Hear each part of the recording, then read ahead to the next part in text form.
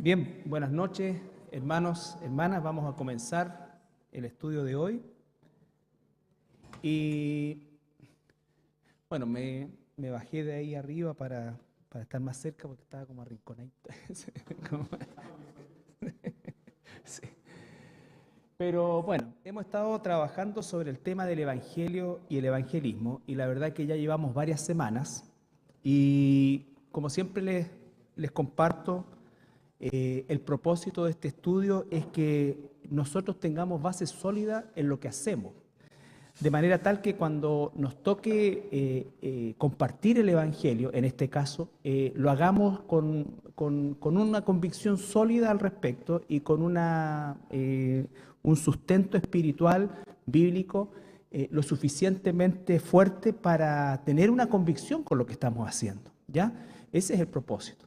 También el propósito, por supuesto, es siempre poder tener un mismo sentir, un mismo criterio en relación a lo que estamos haciendo. Yo creo que de alguna manera todos los cristianos tenemos alguna idea acerca del evangelismo, hemos hecho evangelismo o hemos compartido el evangelio, y ciertamente el propósito es que somos un cuerpo y como cuerpo debemos funcionar también de manera coordinada. Entonces, esos son propósitos también que son importantes. Finalmente, uno de los objetivos es que nosotros lleguemos a establecer una pauta de evangelismo, no como una receta, pero sí como una pauta que podamos mecanizar de manera tal que nos facilite el compartir el evangelio cuando nos toque, cuando el Señor nos dé la oportunidad de hacerlo, ¿ya? Y también al unificar estos criterios, yo he sido también bastante insistente, es el hecho de que también nosotros no podemos desconocer la realidad que nos toca vivir como iglesia y que agradecemos al Señor por eso, que es el hecho del crecimiento que estamos experimentando permanentemente, sobre todo con personas, hermanos, hermanas que vienen de otras iglesias también y que por supuesto traen otra formación en la gran mayoría de los casos. Y no es mi papel criticar la formación ni nada por el estilo, pero sí es mi papel como pastor y el papel de mi hermano Pastor Tadeo también, unificar a lo que son las directrices de la iglesia, ¿ya? De la iglesia. O sea, toda persona que viene libremente a esta iglesia debe sumarse a la iglesia y no tratar de cambiar la iglesia, ¿ya? Por supuesto que si ve errores, que los pueda haber, que si ve, no sé, por cualquier cosa, está no solamente en el derecho, sino que también en la obligación de hacerlo ver, de carácter doctrinal. Pero no siendo así, la idea es que se sume al trabajo y no que obstruya el trabajo con cosas que definitivamente no se van a hacer, ¿ya? No se van a hacer. No vamos a hacer un café con ser cristiano para ganar gente. ¿Ya? Aunque lo hayan hecho allá y hayan llegado 50 personas, no se va a hacer acá. Por lo menos mientras yo viva, no. ¿Ya? O sea, viva y esté acá, como ejemplo. Entonces, el Evangelio, ya lo analizamos largamente. Esto, hermanos, me interesa que siempre lo tengamos bien presente, que es la soberanía de Dios, nuestra responsabilidad o la responsabilidad humana, pero obviamente nos centramos en el punto 2, que está en medio de ambas, que es nuestra misión, ¿ya? Nuestra misión. El análisis del mensaje, lo hemos visto, ¿no es cierto? En la reflexión, le puse de alguna manera la reflexión para que nosotros entendamos que esto de compartir el Evangelio no solamente es algo mecánico o algo que tengo que hacer porque tengo que hacer, sino que hay un sentir, mi corazón ha sido transformado. Esto es algo que nace de un deseo de Dios puesto en mí, ¿ya? Y viene del hecho de que reconozco siempre lo que Dios hizo por mí, de el lugar que me correspondía y del cual Él me salvó, de la condición en que me encontraba, y explicamos el Evangelio o la semilla del Evangelio desde el punto de vista de lo que es la teología, por supuesto que es la doctrina de la expiación, el sacrificio, la propiciación. Jesús no solamente pagó por nuestros pecados, sino que también recibió la ira de Dios en Él, ¿ya? Y eso es la propiciación. Y esa propiciación y esa justificación hace que Él pueda ser nuestro sustituto y como tal nos puede imputar esa justicia y esa justicia que no es nuestra, que es imputada, nos reconcilia con Dios y eso permite que Dios nos redime y lo más maravilloso es que Dios nos adopta, ¿ya? Todo eso es más o menos lo que es el Evangelio, ¿ya? Cómo llegó a nuestra vida y la dimensión que hoy día tiene para nosotros. La semana pasada ya comenzamos a hablar del evangelismo y dijimos que el evangelismo, que obviamente dice relación con la comunicación de este evangelio, la definición más clara es que justamente es una acción verbal de comunicar a otros el evangelio. Esto es importante, a la manera de Dios, en el poder de Dios y para la gloria de Dios, ¿ya? Por lo tanto, en eso es lo que estamos basando este estudio. A la manera de Dios, en el poder de Dios y para la gloria de Dios. Y no se olvide, el evangelismo es la acción verbal. Cuando no hay comunicación verbal del evangelio, no ha ocurrido evangelismo. Por eso es que dijimos que no es evangelismo, aunque puede en algún momento ser apoyo, ya sea para comenzar una conversación, para apoyar una conversación, para terminar una conversación, pero si ocurre una conversación con todos estos elementos y no se ha comunicado el evangelio, no ha habido evangelismo, ¿ya? No es compartir el testimonio, menos prometer cambio de circunstancias, solución de problemas, experiencias gratificantes, no sé, invitarlos a la iglesia, acción social, en fin, todo esto que puede ser parte de un proceso, ¿no es cierto? No es evangelismo. Evangelismo es definitivamente comunicar a otros el mensaje de salvación. El mensaje de salvación, ¿ya? Bueno, esto lo vimos principalmente como un paréntesis para que nosotros conozcamos que el corazón de Dios siempre ha sido compartir el mensaje y llevar la salvación a toda nación. Era la misión que tenía Israel, ¿no es cierto? Y que obviamente no la cumplió. Y cuando entendemos qué es el evangelismo, ya hemos entendido qué es el evangelio, ahora estamos entendiendo qué es el evangelismo, entonces para nosotros la gran comisión pasa a ocupar un lugar o el lugar prioritario dentro de lo que es la misión de la iglesia. Todo lo que hacemos como iglesia, todo lo que crecemos como iglesia, todo lo que estamos haciendo en este momento aquí como iglesia, tiene que tener necesariamente un reflejo y plasmarse en una cultura de evangelismo, es decir, que siempre nosotros estamos pensando cómo Dios va a abrir oportunidades y cómo es que yo voy a compartir ese evangelio. Cuando me refería yo a métodos o cosas que quizás se hacen en otras iglesias, lo cual es respetable, ¿no es cierto?, siempre que sea dentro de los parámetros de orden y decencia, hay algo de lo cual yo tengo una convicción. Yo no estoy descartando la posibilidad de actividades o ciertas acciones tendientes a hacer un evangelismo principalmente de carácter masivo. Pero la convicción que tengo es que estamos nosotros, cada uno de nosotros, rodeados de la suficiente cantidad de inconversos como para hacer evangelismo, ¿ya? Entonces, el tema es que nosotros podamos compenetrarnos en esta especie de cultura evangelística en la cual pretendemos todos nosotros insertarnos, de manera tal que el evangelismo no sea una actividad, sino que sea una parte de nuestra vida. Así como compartimos tantas cosas, ¿no es cierto? Muchas veces aprender a compartir el evangelio y que eso llegue a ser, ¿no es cierto? Como dice el apóstol, lo vamos a ver, una necesidad que tengo que satisfacer, ¿no es cierto? Así como tengo la necesidad de alimentarme, de dormir, en fin, las múltiples necesidades, obviamente la necesidad de compartir el evangelio, ¿ya? Y lo que vamos a ver hoy día, o comenzar a ver hoy día, es ya entrando un poco más al terreno práctico de lo que es la dinámica del evangelismo. La dinámica del evangelismo. Vamos a leer Marcos capítulo 4, versículo 1 al 9, que es la parábola del sembrador. También está en Mateo, también está en Lucas, ¿no es cierto? Y hoy día no la vamos a analizar, pero sí la vamos a leer porque a partir de la parábola del sembrador nosotros vamos a entender el proceso o la dinámica de este evangelismo.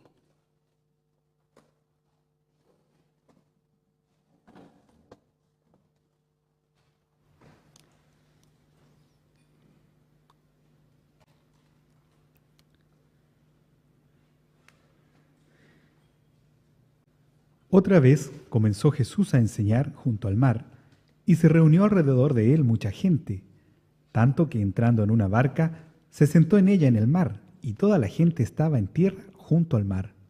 Y les enseñaba por parábolas muchas cosas, y les decía en su doctrina: Oíd, he aquí, el sembrador salió a sembrar. Y al sembrar, aconteció que una parte cayó junto al camino, y vinieron las aves del cielo y la comieron. Otra parte cayó en pedregales, donde no tenía mucha tierra, y brotó pronto, porque no tenía profundidad de tierra. Pero salió el sol, se quemó, y porque no tenía raíz, se secó. Otra parte cayó entre espinos, y los espinos crecieron y la ahogaron, y no dio fruto. Pero otra parte cayó en buena tierra, y dio fruto, pues brotó y creció, y produjo a 30, a 60 y a 100 por uno. Entonces les dijo: el que tiene oídos para oír, oiga. Ya. Y el mismo capítulo 4, pero el versículo 26, los versículos 26 al 29.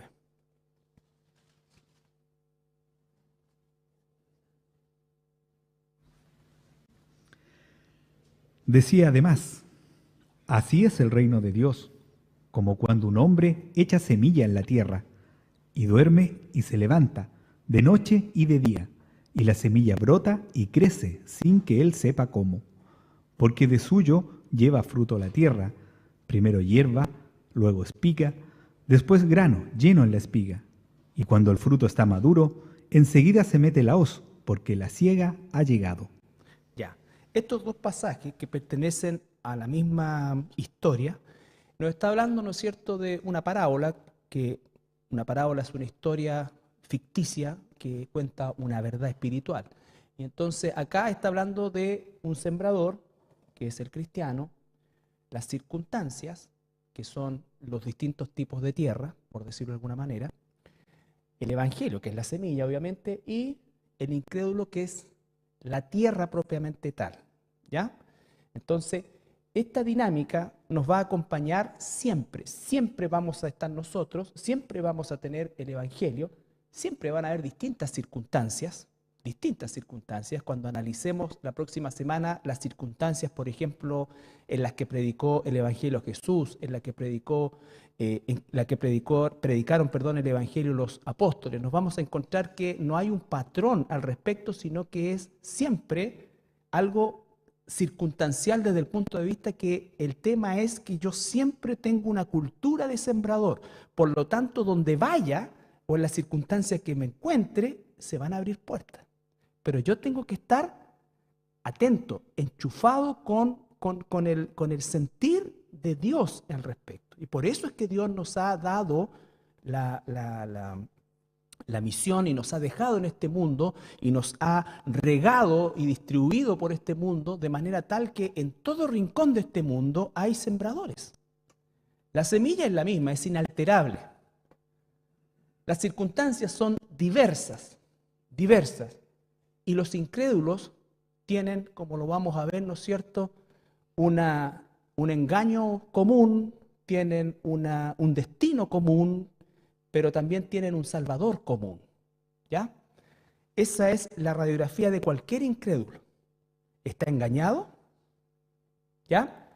Está condenado, pero tiene la oportunidad del Salvador, ¿ya? Y es ahí donde nosotros tenemos que pensar. Entonces, cuando Pablo dice, por ejemplo, ya a nadie miro como lo miraba antes, significa que vemos una persona que no tiene a Cristo y tiene exactamente estos tres elementos, o estos dos elementos, y tiene la misma necesidad: salvación. Salvación, ¿ya? Entonces, lo que vamos a ver hoy día principalmente es el enfoque en el primer actor, que es el sembrador o el cristiano como sembrador. Y lo primero, que estos elementos no son únicos, pero son los más relevantes y de los cuales probablemente se pueden desprender otros. Lo primero, obviamente, tiene que ser alguien que es nacido de nuevo, ¿ya? Puede incluso Dios, en su soberanía, como lo ha hecho, y la Escritura a veces nos lo muestra, usar hasta un incrédulo. O sea, usó un burro, ¿me entiende? Eso es parte de la soberanía de Dios, pero no es el plan de Dios, ¿ya? Son dos cosas distintas. Él ha ¿no es cierto?, establecido que por medio de su pueblo, de la iglesia, que alguien se convierta incluso por la predicación de un incrédulo, ha sucedido, ¿no es cierto?, pero es el plan, el modelo de Dios es que su pueblo, sus hijos, aquellos que han nacido de nuevo, sean los que lleven el mensaje a este mundo. El cristiano lo primero es que tiene que tener un testimonio de integridad. El testimonio de integridad no significa alguien que es perfecto, porque ninguno de nosotros lo somos ni lo seremos hasta que tengamos cuerpos glorificados, ¿ya? Lo que está diciendo la integridad habla de lo que es la concordancia y la dirección, ¿no es cierto?, marcada que debe notarse en mi vida. Y eso es suficiente y así lo ha dispuesto Dios. Dios no trabaja con personas perfectas, trabaja con personas desde la parte nuestra fieles, en el sentido de que nosotros seguimos al Señor, luchamos contra nuestro pecado y todo lo que hemos visto al respecto, pero eso va a dar necesariamente una forma de vida que se va a diferenciar del mundo. No estoy hablando de prestigio, estoy hablando de santidad. Y muchas veces la santidad va a molestar al entorno, Pero si estoy pensando como sembrador, ¿no es cierto?, efectivamente tengo que tener un testimonio, ¿no es cierto?, de integridad. Que no haya una disociación o una dicotomía entre lo que estoy tratando de compartir o compartiendo con la forma de vida que tengo. Por eso es que se hace más fácil muchas veces el compartir el Evangelio con personas que no nos conocen y no con quienes nos conocen. A veces puede resultar más fácil incluso compartir con una persona en la calle que nunca he visto y que a lo mejor nunca me va a volver a ver, que con alguien que me ve todos los días en la oficina, en el trabajo, en el barrio, en la familia, ¿me entiendes? Porque esa persona conoce mucho más y me ha visto mucho más. Y estamos hablando de una dirección. Todos tenemos algún día de furia quizá, pero cuando tenía un mes de furia, yo creo que ya hay que pensar en realmente en mi condición, ¿ya? O si vivo con furia o si vivo de una manera, es complicado. Esos son testimonios. Si, no sé, pues yo quiero compartirle a mis vecinos, pero me ven mis vecinos salir el día domingo a las 11:25 a la iglesia porque están llegando todos demasiado tarde, entre paréntesis, ¿ya? Entonces, me ven salir arregladito, todo, apúrate mi amor, todo, pero en la semana, lunes, miércoles y viernes, escuchan discusiones, insultos, garabatos, tazas. Obviamente que la cosa no cuadra, ¿entiendes? A eso se refiere este concepto de integridad. En 1 de Pedro, vamos a leer 1 de Pedro, capítulo 2, versículos 11 y 12.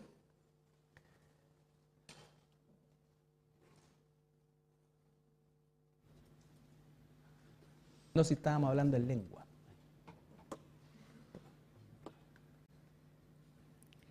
Amados, yo os ruego, como a extranjeros y peregrinos, que os abstengáis de los deseos carnales que batallan contra el alma, manteniendo buena vuestra manera de vivir entre los gentiles, para que en lo que murmuran de vosotros como de malhechores, glorifiquen a Dios en el día de la visitación, al considerar vuestras buenas obras.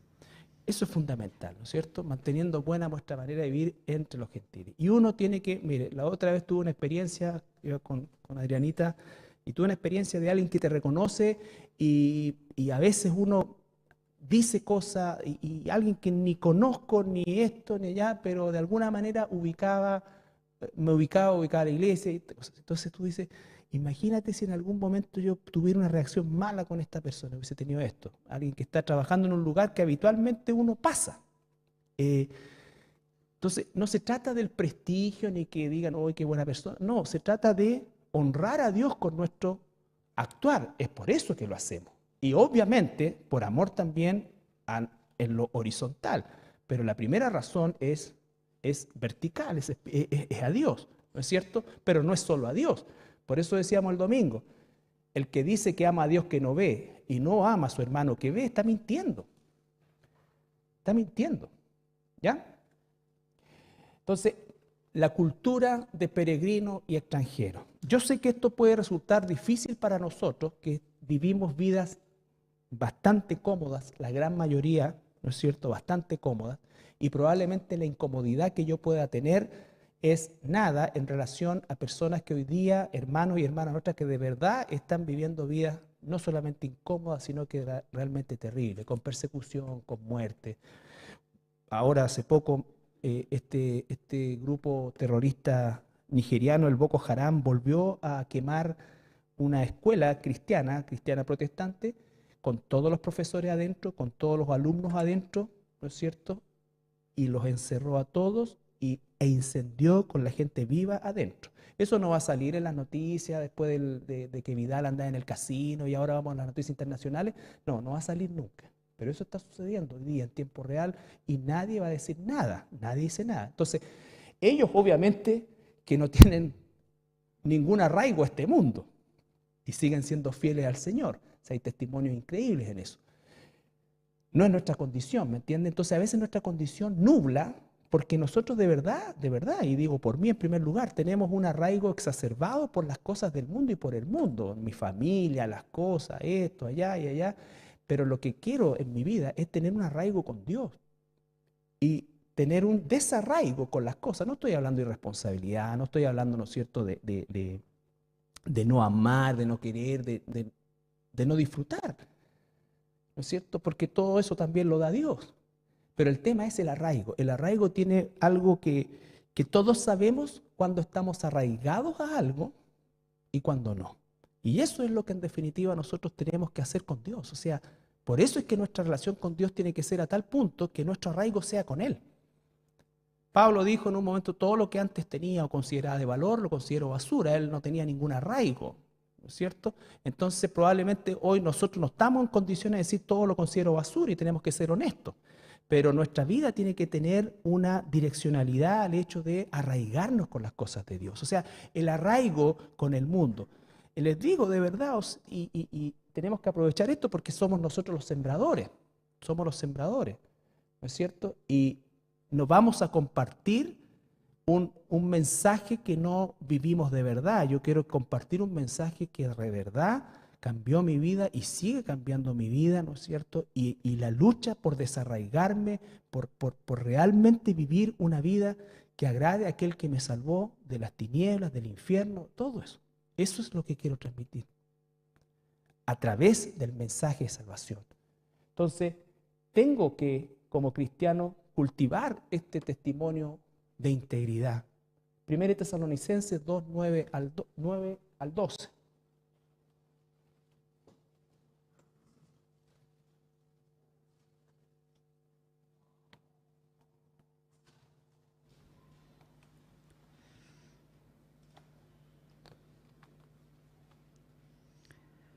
Porque os acordáis, hermanos, de nuestro trabajo y fatiga, como trabajando de noche y de día, para no ser gravosos a ninguno de vosotros, os predicamos el Evangelio de Dios.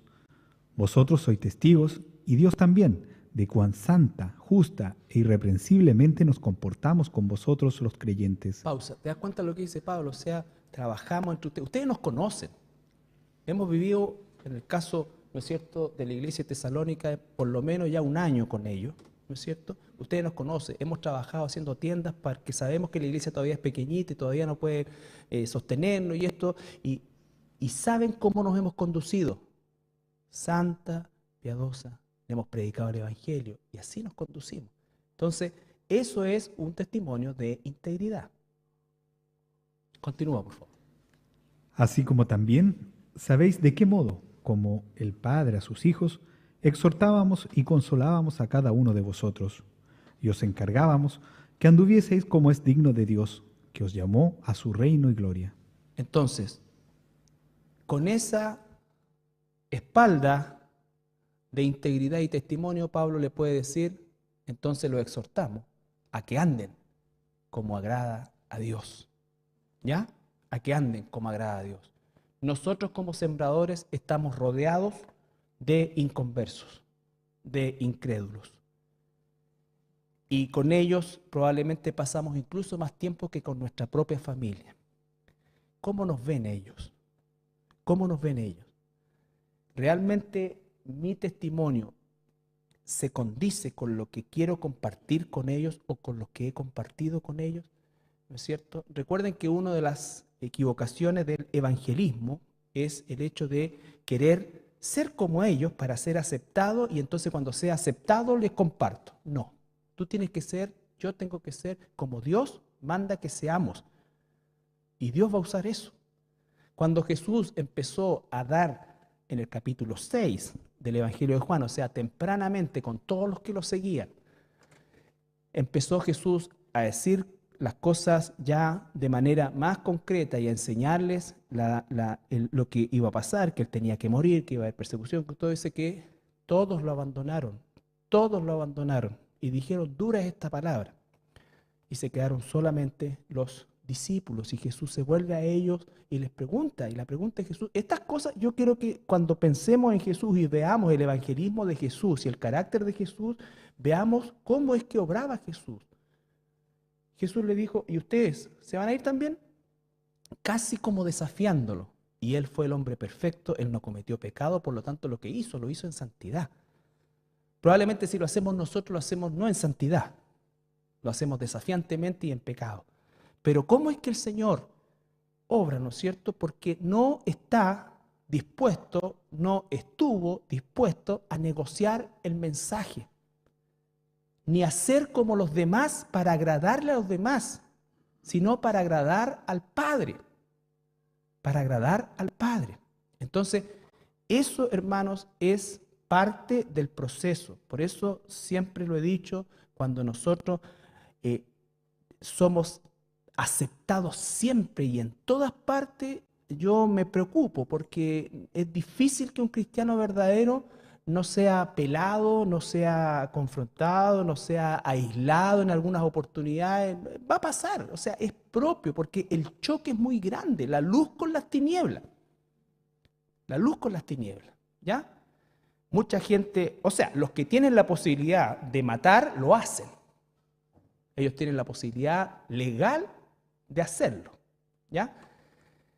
Pero nosotros, gracias al Señor, no estamos en esa condición. Pero no significa que estamos en paz con la gente, ni que la gente está en paz con nosotros.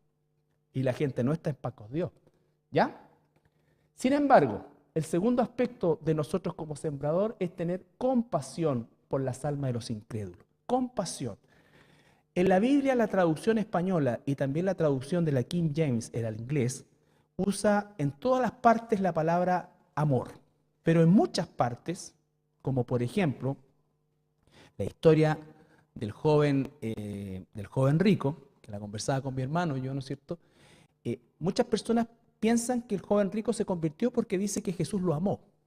Lo que dice ahí, dice que Jesús tuvo compasión de él.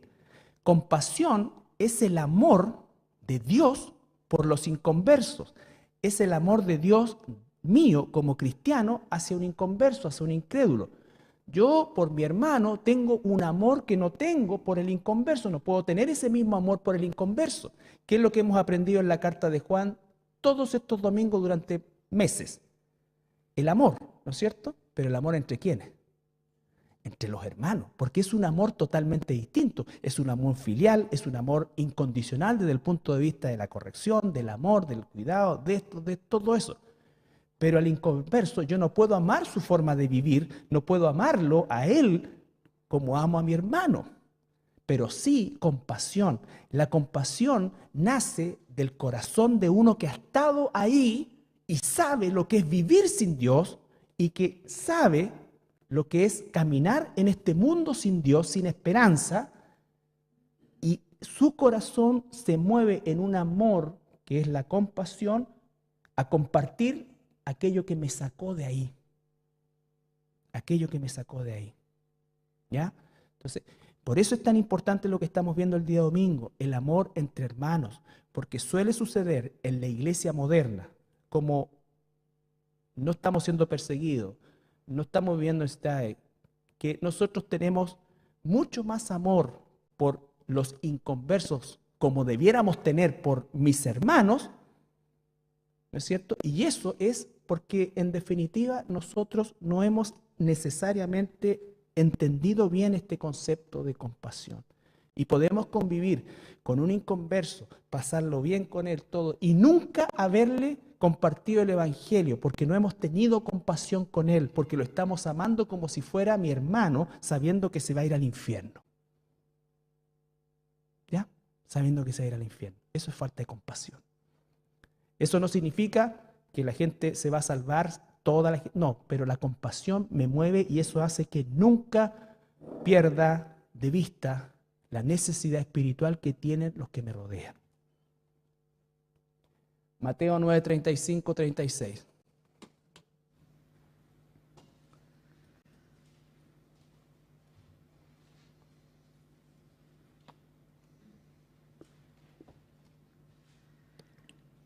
Recorría Jesús todas las ciudades y aldeas, enseñando en las sinagogas de ellos y predicando el evangelio del reino, y sanando toda enfermedad y toda dolencia en el pueblo. Y al ver las multitudes, tuvo compasión de ellas, porque estaban desamparadas y dispersas, como ovejas que no tienen pastor. Probablemente muchas de esas ovejas que estaban ahí, muchas de esas personas, en algún momento se convirtieron. Pero lo que expresa Jesús por las multitudes inconversas es, tuvo compasión de ellos. ¿Ya? Dice, cuando está hablando en Juan, ¿no es cierto?, que Él ama a los suyos, a los que me diste. Está hablando de amor. Cuando habla de los inconversos, está hablando de compasión, que es amor, pero no es el amor que Él tiene por los suyos. ¿Ya? Colosenses 4, 2 al 4.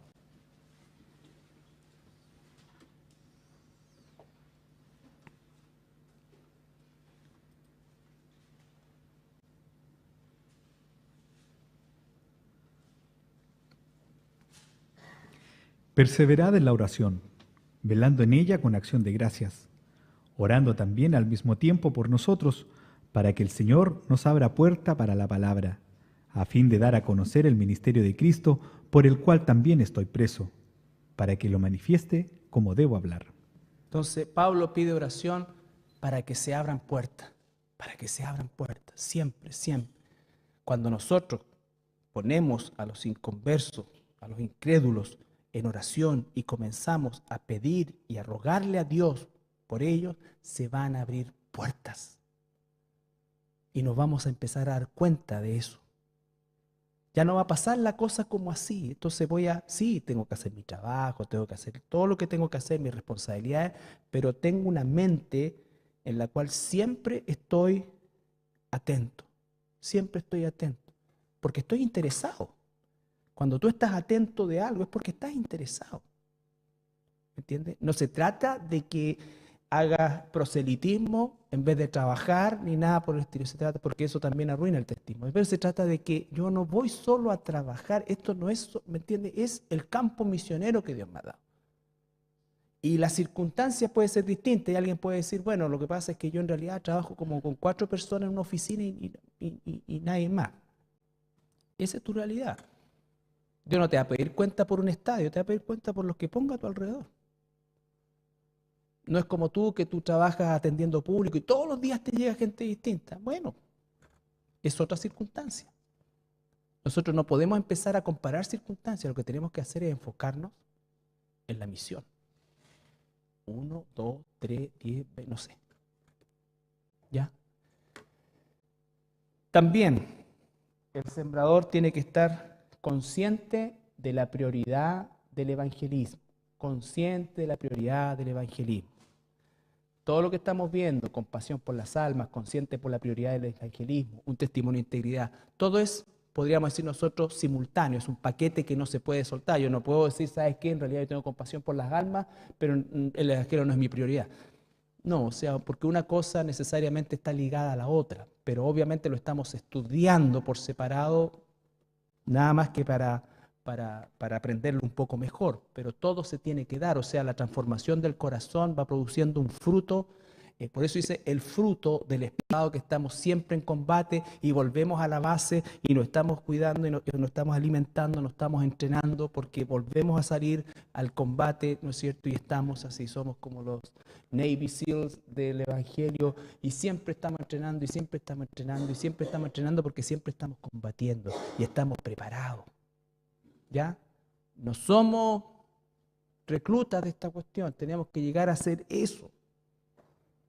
En el sentido espiritual, siempre preparado, siempre preparado. 1 Pedro 3:15. Nosotros estamos esta noche aquí preparándonos. Es el sentido que tiene el que estemos aquí juntos, ¿no es cierto? Buscando una misma dirección del Señor, un mismo sentir, animándonos unos a otros al evangelismo, a compartir, unificando un criterio. 1 Pedro 3:15.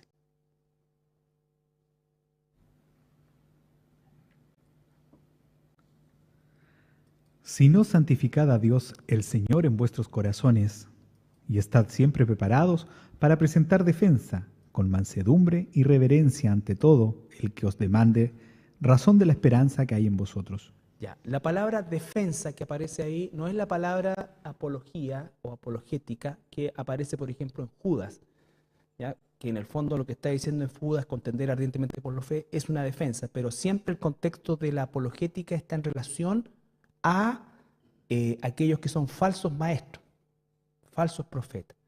Aquí lo que está diciendo es frente a los incrédulos, compartir la razón de nuestra esperanza, ¿ya? Entonces, el incrédulo siempre va a estar engañado, su posición, la que sea, es mentira a los ojos de Dios. Siempre es mentira. Cualquier cosa es mentira y un engaño. Y en ese sentido nosotros estamos, ¿no es cierto?, colocando la fe, defendiendo eso por medio de qué cosa, de dar la respuesta correcta de por qué tenemos la esperanza que tenemos. ¿Ya? Y entonces eso dice, pero ¿cuál es la característica también que está ahí, implícita o explícita? Dice con reverencia y mansedumbre. Nosotros no arrollamos a la gente, no le pegamos una patada a la puerta, no. O sea, reverencia. A veces la firmeza, la claridad no debe olvidarse de que tiene que ser con reverencia, con mansedumbre, con reverencia, pero con firmeza. ¿Ya? Y esto es muy importante, convencido del poder del mensaje. Todos aquellos que tuercen el mensaje, que recortan el mensaje, que se enfocan en no ser rechazados o que la gente no rechace y que más gente, entre comillas, acepte, lo que están diciendo en el fondo es que no creen que el mensaje tiene poder, que yo tengo que arreglarlo, que no puedo decirle a las personas que están perdidas, no puedo decirle a las personas que su condición es perdido y no puedo decirle que lo que cree lo va a llevar al infierno, como quieran llamarlo. Ya cuando después veamos la forma en práctica propiamente tal, obviamente por eso es que vamos a diseñar el esqueleto. A veces tú vas a hablar, pero siempre reverencia y mansedumbre. Pero eso no significa recortar ni esto, ni, mira, en realidad, ¿sabes qué? Vamos a hacer una campaña evangelística, pero enfócate en esto, no toques esta parte. Eso es una realidad, ¿no es cierto? Mira, lo que tienes que hacer tú es hacer que la gente, ¿no es cierto? No, saca esto, no se te vaya a ocurrir nombrar el infierno, ni que están perdidos, no, sino que háblales que Jesús los ama y que quiere para ellos lo mejor y que les den la oportunidad a Jesús, que esta noche Jesús está golpeando la puerta de tu corazón, ábrele y por favor recíbelo, porque como última opción ya de... Entonces la gente va a responder a un mensaje torcido, ¿no es cierto? No voy a juzgar intencionalidad, porque creo que muchas veces las personas han querido que la gente realmente reciba a Jesús, pero a costa de aguar el mensaje, de diluirlo y de encontrar una aceptación ficticia a un Dios que a lo menos no ha sido completamente, un mensaje que no ha sido completamente explicado. Pablo dice en Romanos 1:16,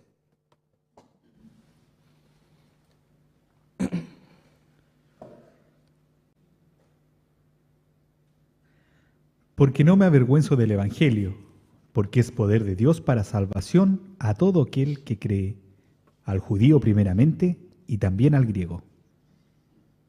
poder de Dios para salvación a todo aquel que cree. Jesús dice, ¿no es cierto? En ningún otro hay salvación, dice Pedro, no hay otro nombre dado a los hombres en el cual podemos ser salvos, que es Jesús. Y dice que creyeron todos los que estaban determinados para salvación.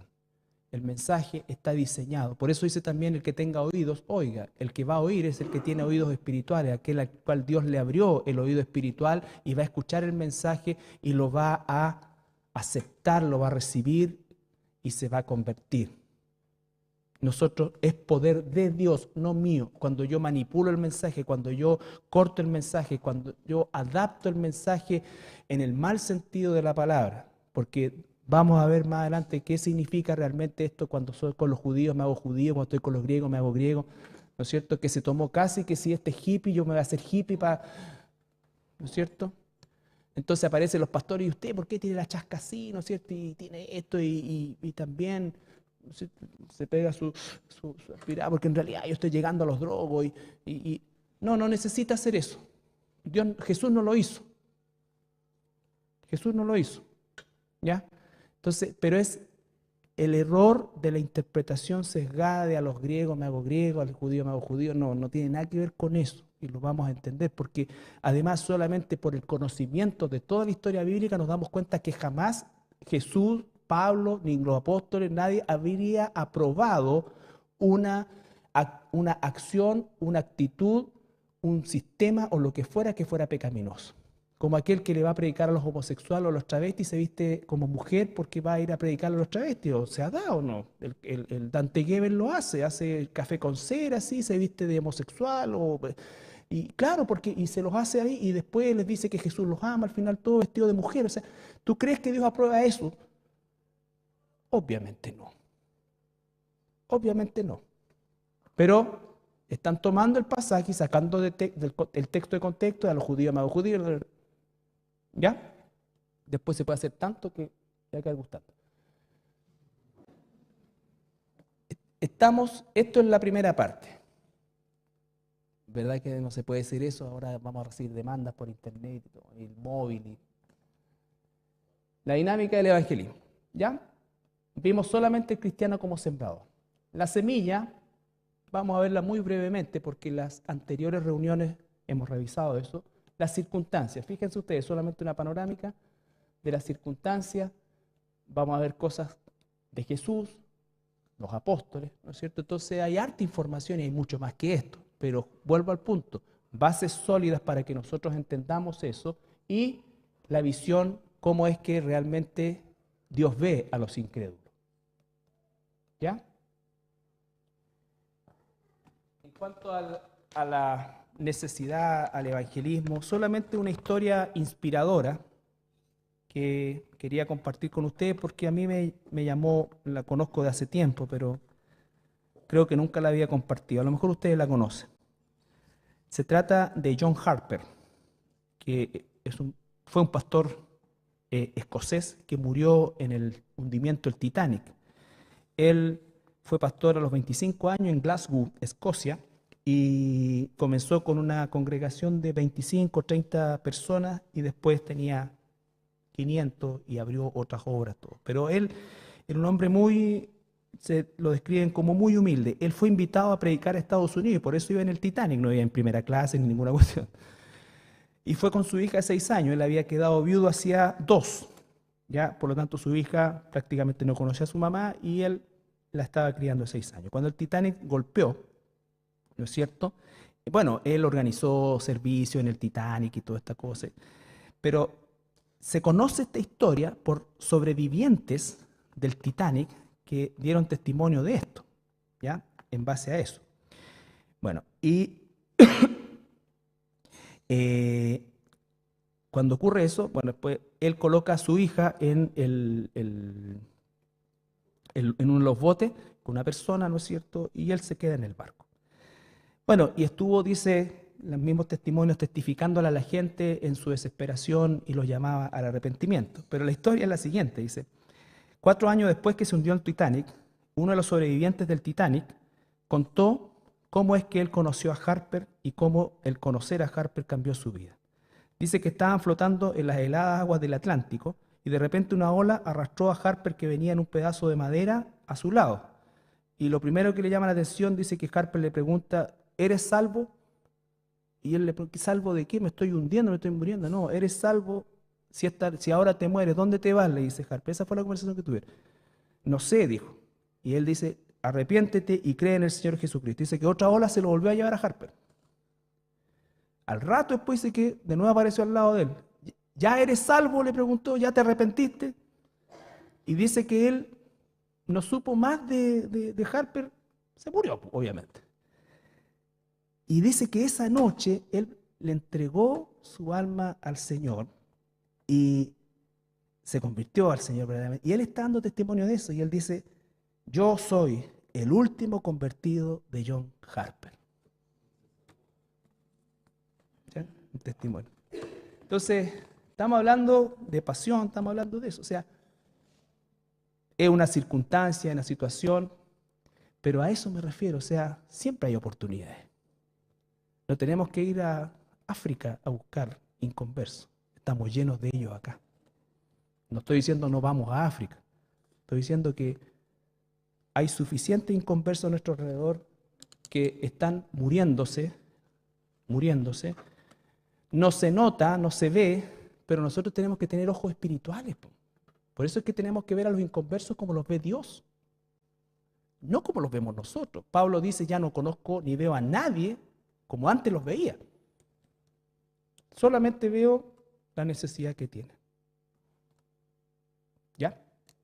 Ok. Oremos. Pero no siendo así, la idea es que se sume al trabajo y no que obstruya el trabajo con cosas que definitivamente no se van a hacer. ¿Ya? No se van a hacer. No vamos a hacer un café con ser cristiano para ganar gente. ¿Ya? Aunque lo hayan hecho allá y hayan llegado 50 personas, no se va a hacer acá. Por lo menos mientras yo viva, no. ¿Ya? O sea, viva y esté acá. Como ejemplo. Entonces, el Evangelio, ya lo analizamos largamente. Esto, hermanos, me interesa que siempre lo tengamos bien presente, que es la soberanía de Dios, nuestra responsabilidad o la responsabilidad humana, pero obviamente nos centramos en el punto 2, que está en medio de ambas, que es nuestra misión. ¿Ya? Nuestra misión. El análisis del mensaje, lo hemos visto, ¿no es cierto? En la reflexión, le puse de alguna manera la reflexión para que nosotros entendamos que esto de compartir el Evangelio no solamente es algo mecánico o algo que tengo que hacer porque tengo que hacer, sino que hay un sentir, mi corazón ha sido transformado. Esto es algo que nace de un deseo de Dios puesto en mí, ¿ya? Y viene del hecho de que reconozco siempre lo que Dios hizo por mí, del lugar que me correspondía y del cual Él me salvó, de la condición en que me encontraba, y explicamos el Evangelio o la semilla del Evangelio desde el punto de vista de lo que es la teología, por supuesto que es la doctrina de la expiación, el sacrificio, la propiciación. Jesús no solamente pagó por nuestros pecados, sino que también recibió la ira de Dios en Él, ¿ya? Y eso es la propiciación.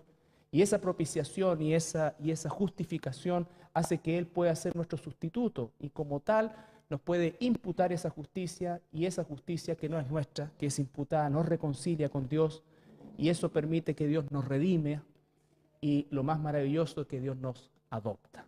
¿Ya? Todo eso es más o menos lo que es el Evangelio, ¿ya? Cómo llegó a nuestra vida y la dimensión que hoy día tiene para nosotros. La semana pasada ya comenzamos a hablar de cuando el Señor nos dé la oportunidad de hacerlo, ¿ya?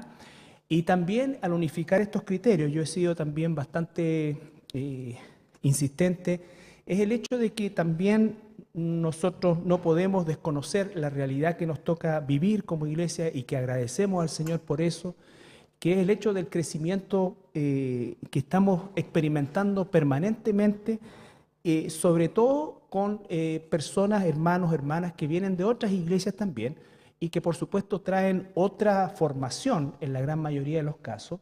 Y no es mi papel criticar la formación ni nada por el estilo, pero sí es mi papel como pastor y el papel de mi hermano Pastor Tadeo también, unificar a lo que son las directrices de la iglesia, ¿ya? De la iglesia. O sea, toda persona que viene libremente a esta iglesia debe sumarse a la iglesia y no tratar de cambiar la iglesia, ¿ya? Por supuesto que si ve errores, que los pueda ver, que si ve, no sé, por cualquier cosa, está no solamente en el derecho, sino que también en la obligación de hacerlo ver, de carácter doctrinal. Tengamos base sólida en lo que hacemos, de manera tal que cuando nos toque compartir el Evangelio, en este caso, lo hagamos con una convicción sólida al respecto y con un sustento espiritual, bíblico, lo suficientemente fuerte para tener una convicción con lo que estamos haciendo, ¿ya? Ese es el propósito. También el propósito, por supuesto, es siempre poder tener un mismo sentir, un mismo criterio en relación a lo que estamos haciendo. Yo creo que de alguna manera todos los cristianos tenemos alguna idea acerca del evangelismo, hemos hecho evangelismo o hemos compartido el evangelio y ciertamente el propósito es que somos un cuerpo y como cuerpo debemos funcionar también de manera coordinada. Entonces, esos son propósitos también que son importantes. Finalmente, uno de los objetivos es que nosotros lleguemos a establecer una pauta de evangelismo, no como una receta, pero sí como una pauta que podamos mecanizar de manera tal que nos facilite el compartir el evangelio cuando nos toque.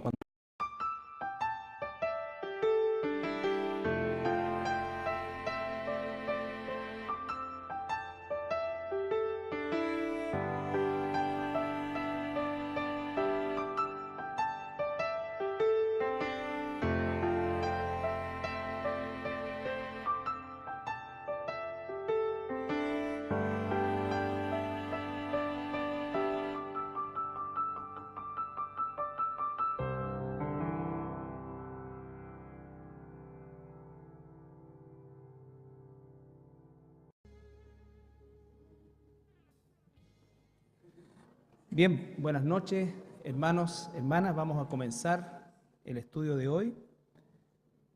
Y bueno, me bajé de ahí arriba para estar más cerca porque estaba como arrinconadito. Sí. Pero bueno, hemos estado trabajando sobre el tema del evangelio y el evangelismo y la verdad que ya llevamos varias semanas y como siempre les comparto, el propósito de este estudio es que nosotros